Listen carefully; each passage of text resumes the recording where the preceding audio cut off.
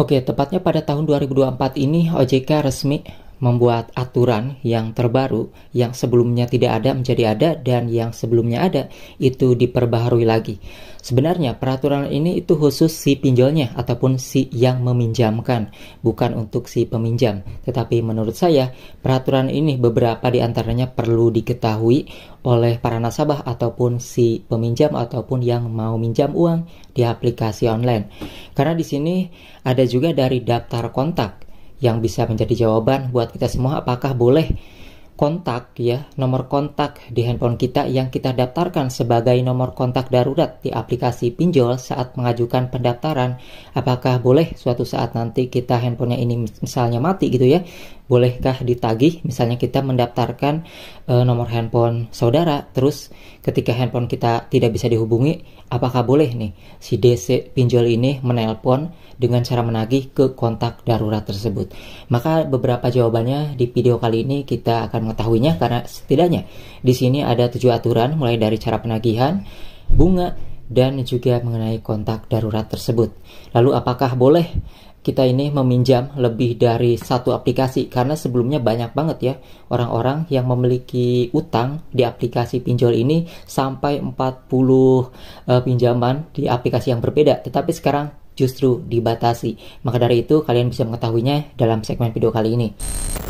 Nah, setidaknya di sini peraturan pinjol yang ada di tahun 2024 ini mulai dari bunga, denda hingga penagihan. Jadi ini adalah regulasi terkait pelaksanaan transaksi pinjaman online P2P lending terus dikembangkan. Jadi di sini aturannya tersebut adalah yang pertama yaitu penurunan bunga dan biaya lainnya. Pemerintah mengatur besaran bunga pada peminjaman online. Hal itu tertuang dalam peta jalan pengembangan dan penguatan layanan pendataan bersama berbasis teknologi informasi LPBBTI. Nah, di sini dalam SE OJK terbaru, besaran bunga P2P lending kini diatur OJK. Otoritas membatasi bunga pinjol akan dibatasi nih, jadi agak nurun lagi ya, tidak memberatkan para nasabah, menjadi 0,1% hingga 0,3% per harinya. Sebelumnya, Asosiasi Fintech Pendanaan Bersama Indonesia AFPI menetapkan maksimal bunga hariannya itu pinjol sekitar 0,4% saja per harinya. Nah, batasan untuk bunga pinjol untuk pinjaman konsumtif jangka pendek kurang dari 1 tahun yaitu sebesar 0,3% per hari kalender dari nilai pendanaan yang tercantum dalam perjanjian pendanaan yang berlaku selama 1 tahun sejak 1 Januari 2024. Nah, kemudian peraturan yang kedua adalah denda dan juga keterlambatan. OJK juga mengatur denda keterlambatan bagi debitur dalam aturan baru ini. Untuk sektor produktif, dendanya mencapai 0,1% per hari pada tahun 2024 ini. Denda keterlambatan turun menjadi 0,067% per hari pada 2026 nantinya. Kemudian, sementara denda keterlambatan untuk sektor konsumtif mencapai 0,3% per hari mulai 2024 dan 0,2% per hari pada 2025. Denda keterlambatan untuk sektor konsumtif turun kembali menjadi 0,1% per hari pada 2025. Nah, yang ketiga adalah tidak boleh pinjam lebih dari 3 platform. Kalau sebelumnya banyak ya orang yang memiliki utang di aplikasi pinjol lebih dari 3, bahkan ada yang 40, itu paling banyak menurut saya. Tetapi di sini peraturannya itu sekarang tidak bisa. Tak boleh pinjam lebih dari 3 platform. Debitur nantinya hanya boleh meminjam maksimal di 3 pinjol aja. Harapannya konsumen bisa lepas dari upaya gali lubang tutup lubang pinjol. Penyelenggara harus memperhatikan kemampuan bayar kembali. Kemudian peraturan yang keempat adalah penagihan hanya sampai jam 8 malam. Jadi penagihan ini hanya sampai jam 8 malam. Aturan tersebut ada dalam roadmap pengembangan dan penguatan layanan pendanaan bersama berbasis teknologi informasi yang mengatur ketentuan bagi para penyelenggara dan perlindungan konsumen. Jadi para penagih ini tidak akan mungkin ya nagih ke Anda itu pada jam di atas jam 8 malam. Itu mereka paling maksimalnya nagih itu jam 8 malam ya. Kemudian yang kelima adalah memperketat aturan penagihan. Di sini penyelenggara dilarang menggunakan ancaman, bentuk intimidasi, dan hal-hal negatif lainnya, termasuk unsur sara dalam proses penagihan.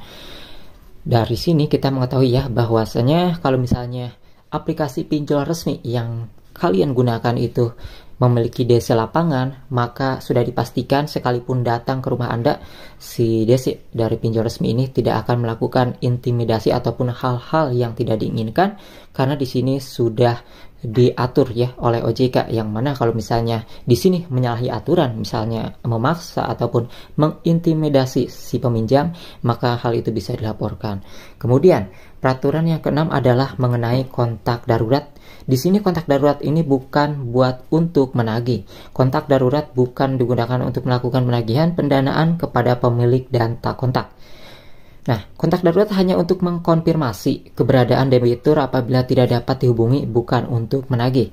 Sebelum menetapkan kontak darurat, platform P2P Lending harus melakukan konfirmasi dan mendapatkan persetujuan dari pemilik data kontak darurat.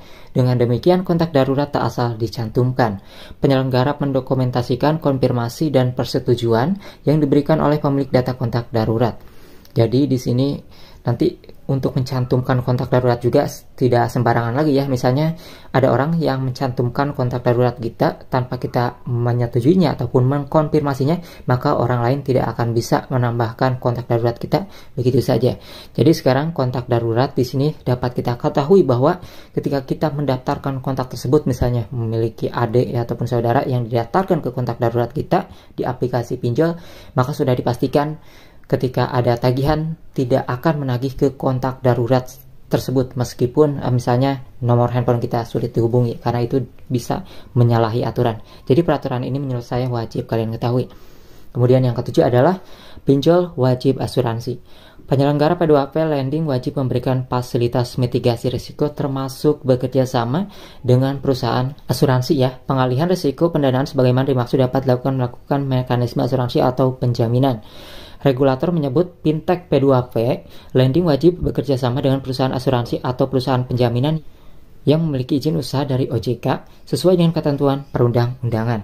Jadi itu adalah 7 peraturan yang diberlakukan pada tahun 2024 oleh OJK ya. Sebenarnya peraturan ini itu adalah peraturan dikhususkan untuk si pinjolnya, tetapi menurut saya mulai dari kontak tadi ya, sekiranya disalahgunakan, maka kalian setidaknya bisa mengetahui ya, ternyata data kontak yang didaftarkan sebagai kontak darurat itu tidak boleh hubungi ataupun ditagih ya, kecuali hanya menanyakan orang yang meminjamnya saja terhadap si kontak darurat tersebut, tetapi kontak darurat tersebut tidak boleh mengetahui kita ini minjam berapa atau kita juga memiliki uang pinjaman gitu ya. Nah, jadi itu beberapa hal yang harus kita ketahui. Bagaimana cara penagihannya, jam 8 malam sudah tidak boleh ada lagi ya. Kalau misalnya ada penagihan jam 9 malam, itu sudah menyalahi aturan, bisa dilaporkan juga ya, kan di sini sudah diatur oleh OJK. Kecuali yang ilegal mungkin itu tidak diatur ya, tetapi pasti banyak resikonya ya. Dan di sini yang pasti kalau yang resmi ini, meskipun sekalipun ada DC lapangannya, tetapi dia sudah memiliki aturan, tidak boleh berlaku sembarangan.